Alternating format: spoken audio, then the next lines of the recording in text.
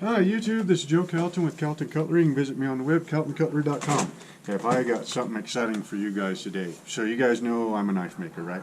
And I do an awful lot of forging.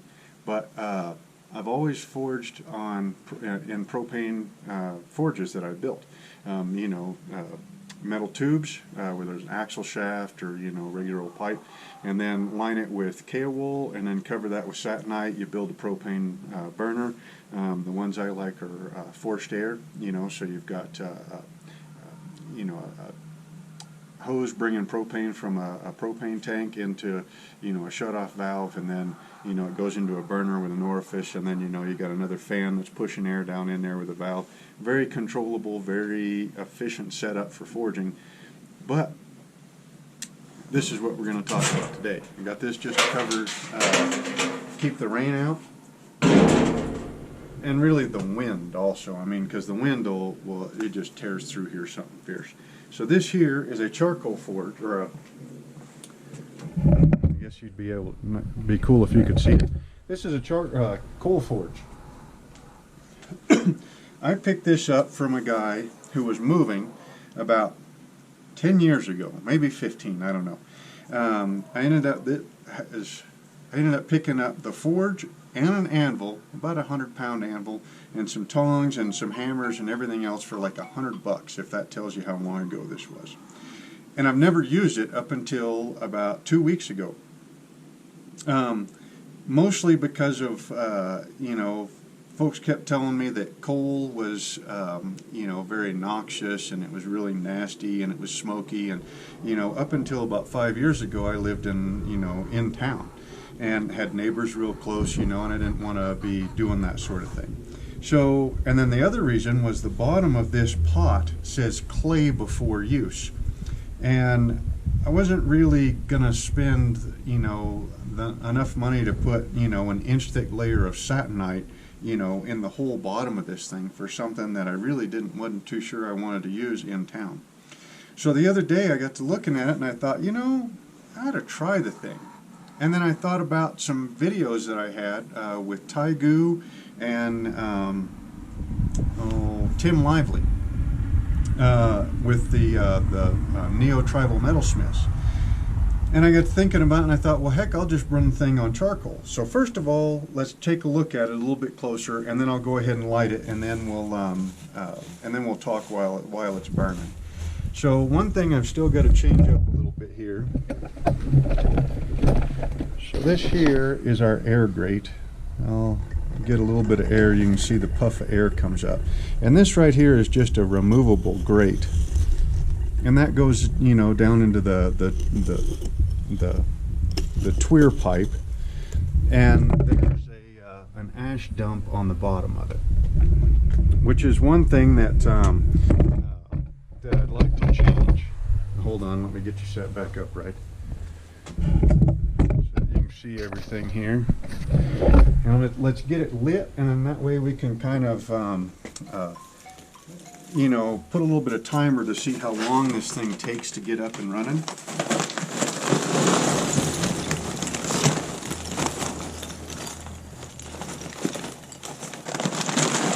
Okay, so this is just regular old charcoal. Royal oak from Walmart. Barbecue on this stuff all the time. And we got some regular old lighter fluid.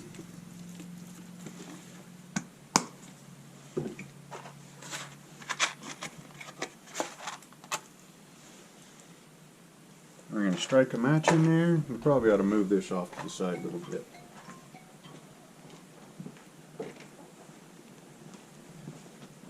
And depends on which way the wind is going today. Let's kind of move it away from the shop a bit. And we'll put you about there, I think. Okay, so let's check the time here. Well, actually, we'll just start a timer. Stopwatch. Start. We're a couple seconds behind, but that's okay. So anyway, so first of all, the claying before use. So I got to thinking about it, and those two videos that I have of Taigu and Tim Lively. Taigoo just uses straight wood ash in his wash tub forge. Basically, he took a wash tub like what I had covering this, and then he put a hole in the side, put a piece of pipe in there, and then he just lined the thing with wood ash. So that's a galvanized metal wash tub. And apparently just that straight up wood ash was enough to keep, to keep the heat contained so it didn't burn the galvanization off, right? And he'd been forging away in that real happy. Tim Lively made what he called adobe, which was a mix of, he said it was sand and clay and some wood ash. And he lined his forge with that. So I got to thinking about it, and I thought, well, the dirt here at my house, it's every time I dig a hole, that hole stays there real easy. The sides of the hole do not, cave in or anything. So I thought, well, I don't really know that much about clay or about fire clay or about claying pots like this, but I do know that dirt is a heck of an insulator. So what I did was I just went into the yard. Now I did pick where the leach field is for our septic system, because I figured that dirt just, recently, within the last 10 years or so, when this place was built, was pulled up from, 5-6 feet down in the ground. And so it might be a little bit, more clayey. And basically I just took some dirt right off the top of the ground and then screened it with some 1/8 inch wire mesh into a 5-gallon bucket, added some water, turned it into mud, added some wood ash to it, and then lined the bottom of the clay, lined the bottom of the forge with that. And this stuff is actually pretty dang solid. I mean, it's not like ceramic clay, but it was right out of the yard. So it's not like I had to spend a whole lot of money for it. So I did that. So it's got a layer of inch and a quarter thick layer all the way around on the bottom of the tub. Now granted, this tub is made out of pretty thick cast iron, so just that can handle quite a bit of temperatures. And then you put an inch thick layer of yard dirt on top of it, and I don't think that heat is gonna, and the fact that the heat goes up and not down, it should protect it fairly well. Then what I did was I took a couple of these thin fire bricks that you use for lining your wood stove and turned them into this V shape, right? So that it kind of keeps the fire contained and keeps it going down. And we've already got some pretty good flames in there. So let's go ahead and just set this old file right in there and let it start warming up some. So I put the fire bricks in there, to kind of, make a V shape. And then I just packed the rest of it around with wood ash from the wood stove in the shop. And all you really have to do is put the ash where you want it, and then spray it down with water, and kind of pack it down, and it holds its shape. I mean, I bet you I could pull these bricks out, and that wood ash would hold its shape just the way it is. It might crumble a little bit, but if it gets to where it's not the way you want it, well then just mix up some more wood ash and fix it. So you're not really spending any money on that. The blower, it seems to work pretty good. I got to put a couple of drops of oil in there every once in a while. And it doesn't really take a whole lot of air. I mean, I've seen guys on TV that were really cranking on these handles, and this doesn't seem like it really needs that. I've only done one project on this so far, pretty much because I haven't had another project that I needed to do, and all I did was forge I think it's underneath here. This little doohickey, for moving the coal around if I want to. And then I grabbed that other anvil and brought it out here and forged that, and I think I forged a knife the same day while I was at it. But anyway, you can tell how fast this stuff is. I don't know if you can see it or not. you a little bit closer and try not to burn your face off while we're doing it. You can see there's already a pretty dang good bed of coals in there.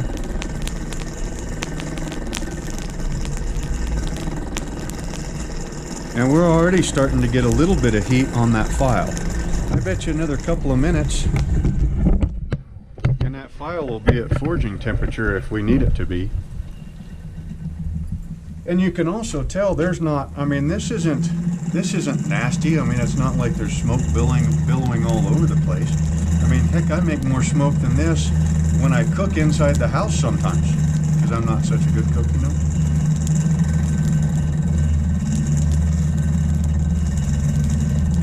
Yeah, we're getting some color on that already.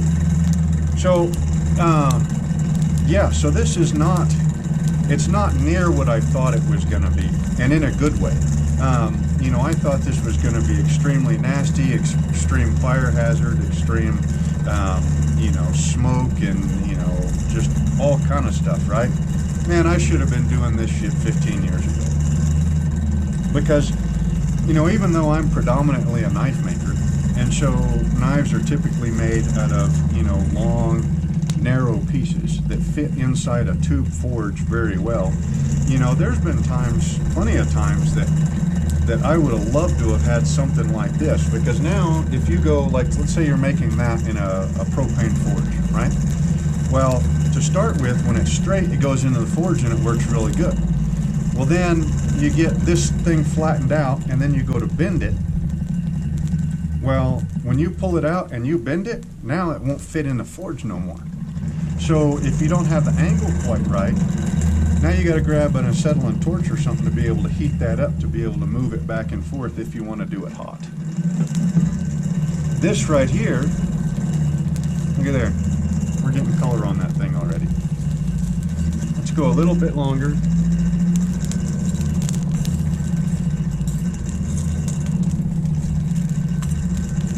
So this right here, if you want to work on that outside bend, you just put that outside bend in there. And so, you know, a lot of stuff like that is going to be so much handier in this.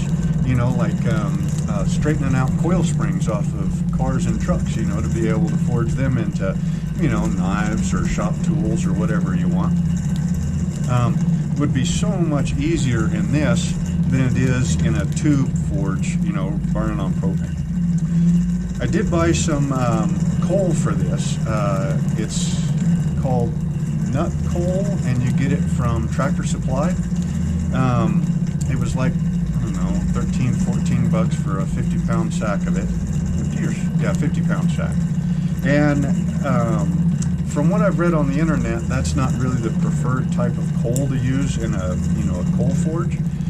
It's more of a heating type coal, you know, for heating your house. But, you know, I fired it up with that, and it was not very smoky. Let's check, make sure you guys aren't getting too much heat. You're warm, but you're not hot. It does require a lot of air. I mean, I've got to crank on this blower about twice the speed to run that. They call it anthracite coal. So it needs quite a bit of air. But it smokes about like what this does, hardly any at all. Okay, so that is a forging heat already, nice and easy. Here, let's break some of this out. You guys can see how hot that fire is.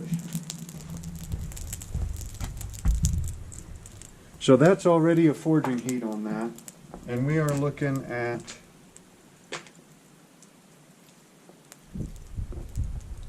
that was 9.5 minutes. So yeah, just yeah, I can't believe that I have not, I mean, especially the entire amount of time that I've owned this and have not used it, because I thought that it was going to be smokier, nastier, you know, sparks going everywhere, all that kind of stuff. And it's just not. It's a really, really nice setup. And so, yeah, I'm excited to keep working with this thing. And I do want to make a modification to the fire grate and the tweer. So since I'm predominantly using this with charcoal, you don't get clinkers with charcoal. You know, if you get too much wood ash in the bottom, and you start kind of noticing your airflow isn't where it needs to be, then you just crank on the handle, you know, an extra little bit, you know, to blast that. The air blast will blast that that ash out, and make sure, you know, you dump your ash, you know, regularly. But I'm gonna make a like a removable tweer in here, so that one, you know, the inlet pipe is that big around, but it just comes up and then it hits that grate, and that kind of, you know, pushes it around. I have had a fire, you know, pretty much this entire width, but it's not, you know, parts of it are a lot hotter than others. So what I'm going to do, I'm going to have to make up a piece of pipe that'll fit down inside that pipe snug, and then tee up and then come into a longer pipe and then put holes in it to where, you know, I make a longer tweer, you know, so that I can have a longer, more consistent airflow for the charcoal. But other than that, it's pretty dang handy. And this type of setup, you know, you can travel with it. So if you decide you wanted to go to some hammer-ins, or if you've got a buddy, you're going over to his place and you know you're doing some sort of work and you need to heat up something to be able to bend it to be able to fit into something or other, you know, you can load this in the back of the truck and then take it over there real easy. And then as long as you're just using charcoal with it, you can roast hot dogs on the thing when you're done. So anyway, so I'm pretty excited for this addition to the shop, and yeah, I'm really dang excited and wishing that I would have tried this a lot sooner. There's no reason that you couldn't do this in town, you know, on your back porch. You know, I mean, as long as you, you know, have a garden hose handy. I mean, here, you know, I mean, I'm undercover. You know, we've got 8 foot worth of concrete, you know, from the side of the shop out. The shop is 10, so as long as it doesn't get hot enough to radiate heat through the 10 to light anything, you know, through the wall, there's not really any worry there. And then we've got quite a ways, so any sparks that come out are going to be hitting the concrete, or they might hit the driveway, and there's honestly nothing to burn on the driveway. Any spark that's, I mean, and the sparks that are coming up, they're not, they don't have enough mass to be able to carry clear out into the yard where there's more grass before they burn themselves out, if that makes any sense to you at all. So this is a really nice setup, and like I said, I wish I would have started with it sooner. So again, this is Joe Calton with Calton Cutlery. Visit me on the web, caltoncutlery.com. Hope you enjoyed the video, and if you get a chance to pick one of these things up or start working with one, go for it.